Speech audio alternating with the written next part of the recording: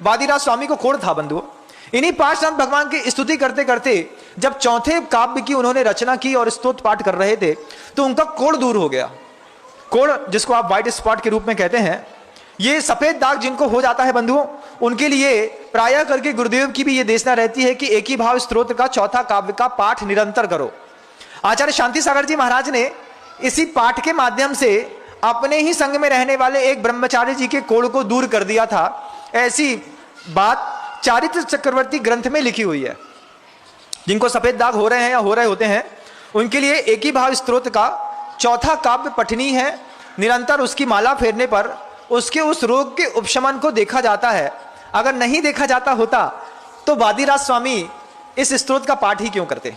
और आचार्य स्तुति परक ग्रंथ जब भी रचना करते हैं उसमें भी किसी झूठ का समावेश नहीं करते। जितना सत्य होता है मात्र उतना ही कथन शैली में आता है।